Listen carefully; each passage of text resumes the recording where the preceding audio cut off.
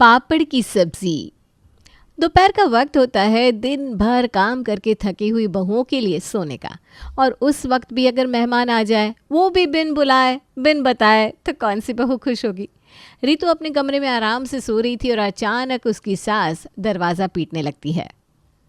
बताओ, भरी दोपहर में कुंडी लगाने की क्या ज़रूरत पड़ जाती है बहू को। अरे कौन सा इसके कमरे में घुस रहे हम। अरे बहू दरवाज़ा खोल। खोलने की भी क्या ज़रूरत पड़ेगी। जिस हिसाब से दरवाज़ा पीट रही है मम्मी जी, दरवाज़ा टूट ही जाएगा और सीधा मम्मी जी अंदर पधार जाएंगी।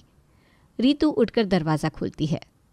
ये कमरे में आते ही तू सूट क्यों पहन लेती है बहू। जल्दी से कपड़े बदल और रसोई में आ जा। तेरी मामी सास और मामा ससुर जी आए हैं। हैं? पर वो तो मुंबई में रहते हैं। मुंबई छोड़कर वो यहाँ क्यों आए मम्मी जी, वो भी अचानक? अभी तो ऐसी कोई छुट्टियाँ भी नहीं है। ये कोई बात हुई भला। मेहमानों के आने पर खुशी जाहिर की जाती है ना कि शौक मनाया जाता है। उनका ही घर है, क्यों नहीं आएंगे। फ़ौरन कपड़े बदलकर रितु को रसोई में जाकर खाने की तैयारी शुरू करनी पड़ती है। भाभी को आज ही कीर्तन में जाना था। इतने सारे लोगों का खाना अब मुझे बनाना पड़ेगा। अभी तो खाना निपटा कर सोने गई थी कि फिर से फरमाइश आ गई।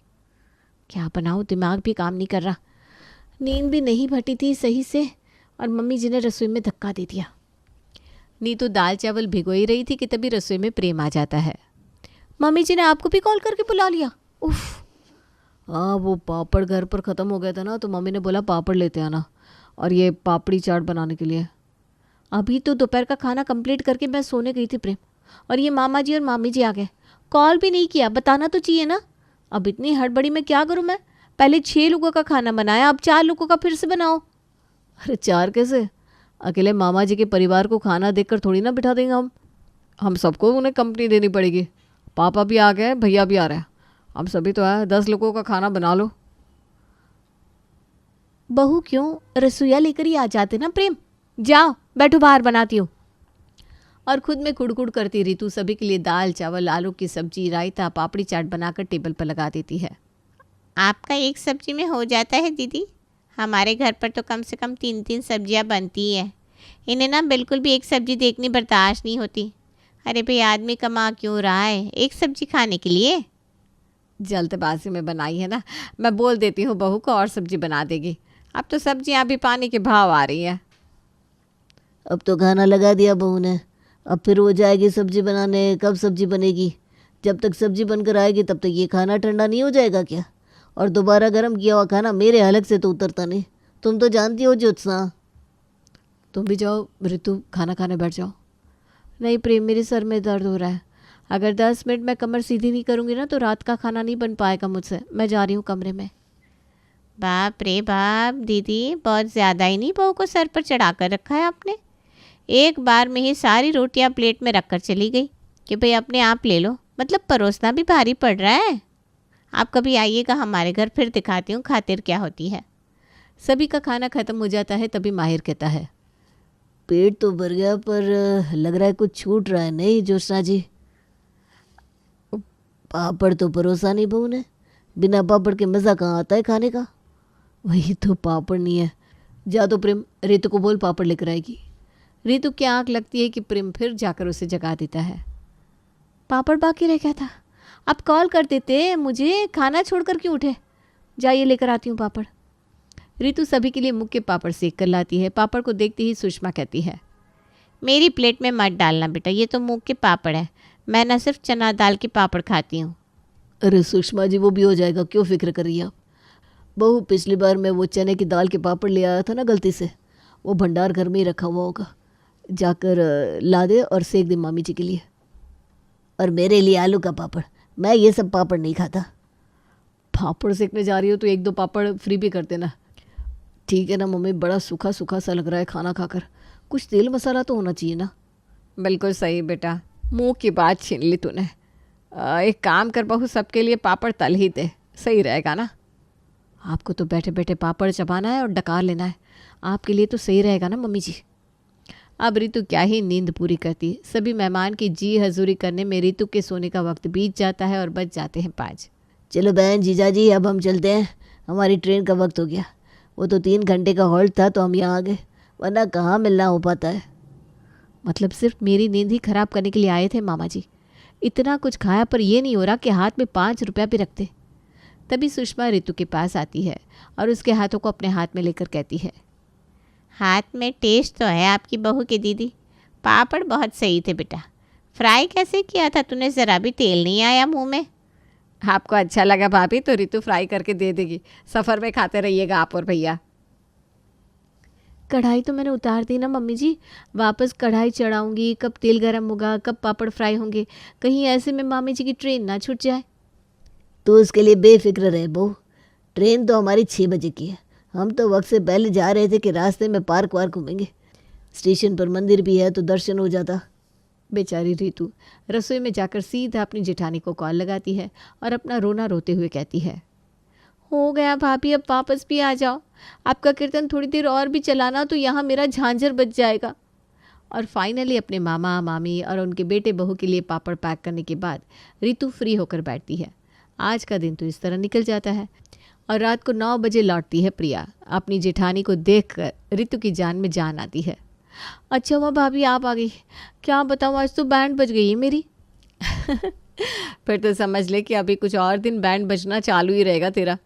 मैं मम्मी जी से परमिशन लेने जा रही हूँ मायके जाने की। मेरे भाई को लड़की वाले देखने आने वाले हैं, तो कम से कम 1 हफ्ते के लिए मुझे अपने मायके जाना होगा। क्या भाभी आप ये अत्याचार मेरे साथ नहीं कर सकती। पहले इन्हें खाना खिलाओ, फिर पापड़, फिर अचार, फिर ये, फिर वो, फिर मेहमान आ जाते हैं, फिर मेहमानों की सेवा करो। बाप रे बाप, नहीं भाभी। दिमाग की तेज़ तो है तू, मुझे पता है तू कुछ ना कुछ चक्कर चलाकर सब मैनेज कर लेगी। और अगली सुबह सूरज निकलते ही प्रिया तो अपना बुरिया बिस्तरा उठाकर अपने मायके चली जाती है और सब कुछ छूट जाती है अपनी देवरानी के सर। कोई है क्या कि बहू के साथ सास भी चली गई? वो तो अपने मायके गई है प्यारी, अब मेरा काहे का मायका, माँ बाप ही नहीं बचे। भाई भाभीयों के घर जाकर कितने दिन ही कोई रह सकता है प्यारी। बिल्कुल सही कह रही है ज्योत्सना तू, इसीलिए तो मैंने तेरे घर को ही अपना मायका मान लिया है। ये अच्छा है, मम्मी जी अपने किसी रिश्तेदार के घर नहीं जाती और सभी को हमारे यहाँ बुला लेती है। पता नहीं किस दिन बैठे बैठे मुझे गर्मा गर्म खाना खाने को मिलेगा। रितु किचन में जाती है और अपनी सास और प्यारी के लिए चाय लेकर आती है। देख बहू, मैं जानबूझकर बार बार तुझे टोकना नहीं चाहती और बाहर वालों के सामने तो बिल्कुल भी नहीं, पर तू है कि गलती तो तुझसे होनी है। अब क्या गलती कर दी मैंने मम्मी जी? आपके बिना बोले चाय लाकर रख दी, ये तो अच्छी बात है ना, आपको मेरी तारीफ़ करनी चाहिए। अरे मैं कोई बाहर वाली थोड़ी ना हूँ जो तू बोलने के पहले इतना सोच रही है। बता दे क्या हो गया? अरे ये कैसे प्यारी के सामने खाली चाय लाकर रख दी? कम से कम पापड़ तो लेकर आ। कितनी बार बताना होगा तुझे कि ऐसे सूखी चाय नहीं परोसते किसी को। क्या बताऊँ प्यारी, कल प्रेम लेकर आया था पापड़, हाय क्या पापड़ थे, 1 नंबर। गोल की भी थी उसमें, जा तो लेकर आ बहू। अरे रुक रुक, रितु ला रही है ना तो मैं एक रेसिपी बता देती हूँ। पापड़ सेकने के पहले ना उस पर घी लगा देना, फिर सेकना, और उसके बाद उसमें ऊपर से ना लाल मिर्च बुरक देना, फिर जो स्वाद आएगा ना ज्योत्सना, सच बताती हूँ तो खाती रह जाएगी। एक बार ट्राई कर ली ये रेसिपी, और ऊपर से थोड़ा काला नमक भी डाल देना बहू, फिर तो बल्ले बल्ले है। अब पापड़ की भी रेसिपी दे दी इन लोगों ने। 2 मिनट बहू फ्री कैसे हो जाए। रितु किचन में जाती है और प्यारी के दिए हुए रेसिपी से पापड़ तैयार करके बाहर लेकर आती है। अरे वाह, ये क्या खाया जा रहा है? बेटा तू भी टेस्ट कर, मैंने नई रेसिपी बताई है रितु को, मेरी बेटी बनाती है ऐसे पापड़, बड़े स्वादिष्ट लगते हैं। करण भी उस पापड़ को टेस्ट करता है और उसे भी पापड़ बड़े अच्छे लगते हैं। अब नाश्ते पर इस पापड़ की फरमाइश कैसे ना होती। रितु सभी के लिए नाश्ता बनाकर टेबल पर लगाती है और करण कहता है, आज रितु ने पापड़ की एक रेसिपी बनाई थी, क्या बताऊँ मैं, पापा कभी खाकर देखिएगा। अरे कभी क्यों खाकर देखेंगे, अभी बना देगी ना रितु। वो घी और मिर्च लगाकर पापड़ लेकर आ जा बहू, फिर कर लेना नाश्ता। ऐसे भी तू नाश्ता 12 से 1 बजे करती है, अभी तो 10 ही बज रहा है। पर नाश्ते में पापड़ कौन खाता है मम्मी जी? ये क्या बात हुई बहू, कोई नया पापड़ थोड़ी ना मांग लिया तेरी सास ने। मेरा तो बिना पापड़ के पेट ही साफ नहीं होता। बिल्कुल जी, और मेरा गला, खाने के बाद खाना गले में ही चिपका रह जाता है, जब तक पापड़ ना जाए ना वो नीचे ही नहीं उतरता। मेरी माँ तो कहती थी पापड़ खाने से गला साफ होता है। तब तो सारे सिंगरों के घर पर रोटी से ज़्यादा पापड़ रहते होंगे मम्मी जी। शाम के वक्त ट्यूशन जाने के समय प्रिया का बेटा गोलू रोता ही जाता है। अरे चुप हो जाओ ना गोलू, क्या बात हो गई बेटा? अगर तुम ट्यूशन नहीं गए तो तुम्हारी मम्मी क्या सोचेगी कि चाची गोलू का ध्यान भी नहीं रख पाई। तू चाची का लाडला बेटा है ना, अच्छा ठीक है, तो अगर आज ट्यूशन जाएगा ना तो चाची तुझे मैगी बना कर देगी। गोलू को मैगी नहीं चाहिए, गोलू को कुचुम्बर पापड़ चाहिए। ये तो हाथ हो गई, अपने दादा दादी पर गया है ये लड़का।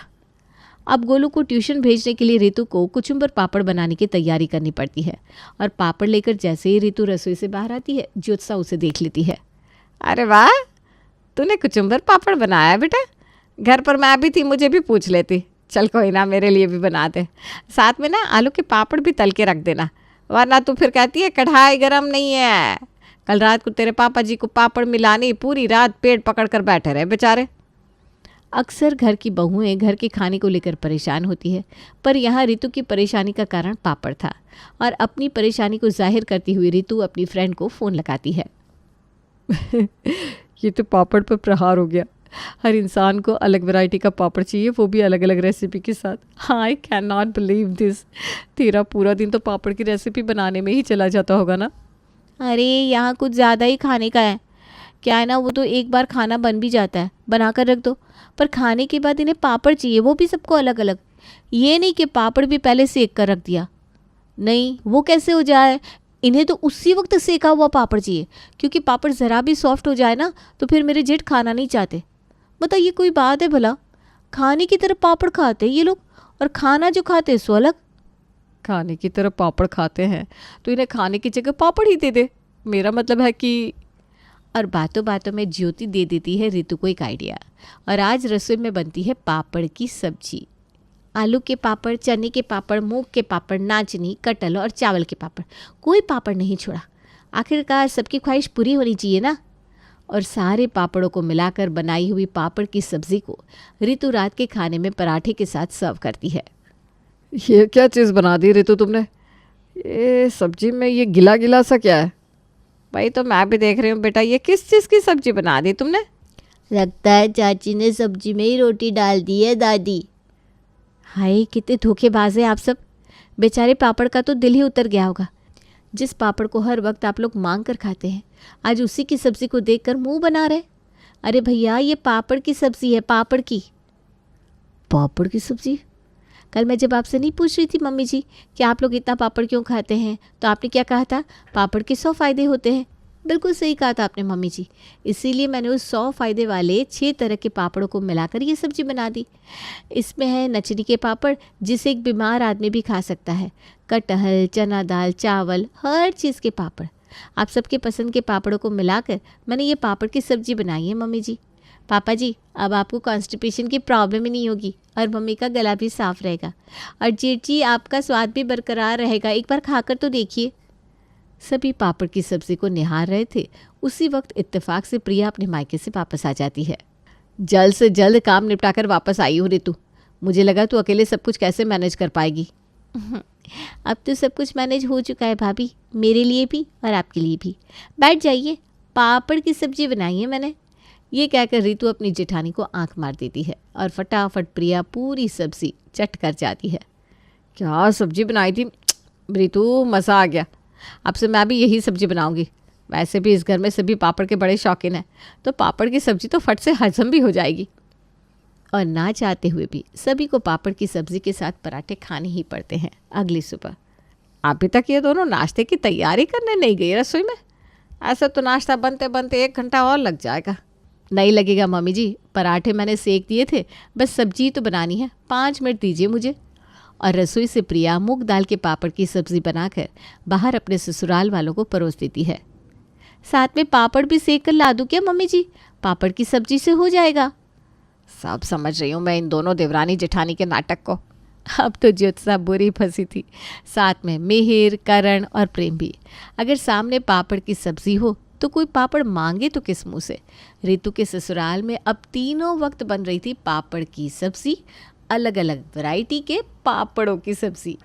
मेरा तो पारा चढ़ रहा है प्यारी। अब सब समझ रही हूँ मैं इस देवरानी जेठानी के नाटक को। बस जब तक हो रहा है मैं बर्दाश्त कर रही हूँ।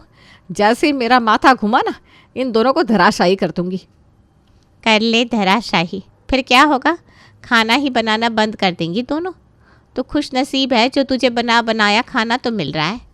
क्या बताऊँ, मेरी बहू ने तो जीना हराम कर रखा है मेरा। खाने के नाम पर चाय और पापड़ पकड़ा देती है। पहले तो मेरी बेटी रसोई में जाकर खाना बना लेती थी, अब तो रसोई में भी ताला लगा दिया है बहू ने। तेरी बहू है खाना बनाना छोड़ ही देगी तो तू कर क्या लेगी? प्रिया को तो खुद का बच्चा भी है, पति और बच्चे को लेकर कोना पकड़ लेगी। और ऋतु का क्या है? ज़माना देख नहीं रही है क्या तू आजकल? पहले लड़कियां सास ससुर को छोड़ती थी, अब पतियों को छोड़कर दूसरा पति ही ढूंढ ले रही है। तू मुझे हिम्मत देने आई है प्यारी या मुझे डराने? मैं तो तुझे वही बताना चाह रही हूँ जो तेरी बहू तुझे बताना चाह रही है। 24 घंटे इतने पापड़ की फरमाइश करेगी तो यही होगा ना, बना कर रख दी पापड़ की सब्जी तेरे सामने। अब या तो ये सब्जी बर्दाश्त कर या पापड़ के पीछे के प्यार को ज़रा कम कर दे, देखना अपने आप सब ठीक हो जाएगा। और आज पहली बार ज्योत्सना अपनी दोनों बहू की मदद करने रसोई में पैर रख देती है। ऋतु और प्रिया को अपने ससुराल से चाहिए ही क्या था, बस थोड़ा सा कॉपरेशन, और जैसे ही वो मिलता है सब कुछ ठीक हो जाता है।